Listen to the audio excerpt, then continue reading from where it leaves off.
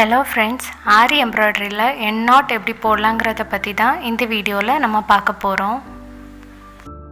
நீங்க chain stitch இன்னும் கத்துக்கலனா இதுக்கு முன்னாடி Basic Aari Embroidery tutorialனு ஒரு வீடியோ போட்டுருக்கேன். அத பார்த்து கத்துக்கோங்க. நீங்க எந்த இடத்துல end knot போட விரும்புறீங்களோ அந்த லூப்பை கொஞ்சம் பெருசா எடுத்து விட்டுட்டு அது பக்கத்துலயே ஒரு செகண்ட் லூப் கொஞ்சம் க்ளோசரா போடுங்க. இப்போ இந்த செகண்ட் லூப்ல இருந்து நீடலை வெளியில எடுக்காம அப்படியே ரிவர்ஸா ஒரு சுத்துங்க. இப்படி சுத்தி முடிச்ச பிறகு அந்த நீடலோட ஹூக் வச்சு ஃபர்ஸ்ட் லூப்பை டைட்டா ஹோல்ட் பண்ணிக்கோங்க. இப்படி டைட்டா ஹோல்ட் பண்ணிட்டு அடியில இருக்க த்ரெட்டை மெதுவா கீழே பிடிச்சு இழுங்க. அவ்வளவுதான், எண்ட் நாட் விழுந்துரும்.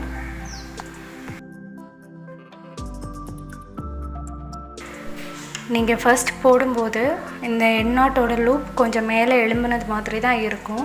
பரவாயில்ல, நீங்கள் கண்டினியூஸாக ப்ராக்டிஸ் பண்ணிகிட்டே இருந்தீங்கன்னா அந்த நாட்டு இருக்க இடமே தெரியாமல் உங்களால் போட முடியும். நீங்கள் இந்த பேசிக் செயின் ஸ்டிச் மட்டும் ரெகுலராக ப்ராக்டிஸ் பண்ணிட்டாலே எண்ட் நாட் மட்டும் இல்லை, இதுக்கப்புறம் வர எல்லா ஸ்டிச்சுமே ஆரி எம்ப்ராய்டரியில் உள்ள எல்லா ஸ்டிச்சுமே போட உங்களுக்கு ரொம்ப யூஸ்ஃபுல்லாக இருக்கும். பாருங்கள், நம்ம எண்ட் நாட் போட வேண்டிய லூப் கொஞ்சம் பெருசாக எடுத்து விட்டுட்டு பக்கத்துலேயே ஒரு செகண்ட் லூப் க்ளோஸராக போடுறோம். அப்படி அந்த நீடலை வெளியில் எடுக்காமல் ஒரு ரிவர்ஸாக ஒரு சுற்றிட்டு அந்த எண்ட் நாட் போட்டிருக்கோம் இல்லையா, அந்த லூப்பை டைட்டாக ஹோல்ட் பண்ணிவிட்டு அடியில் இருக்க த்ரெட்டை பிடிச்சி எடுக்கிறோம்.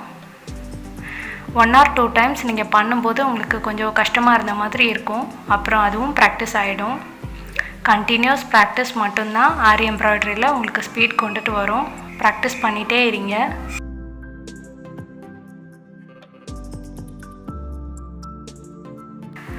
செயின் ஸ்டிச் அப்புறம் எண்ட் நாட்டும் இப்போ போட படிச்சிருப்பீங்க.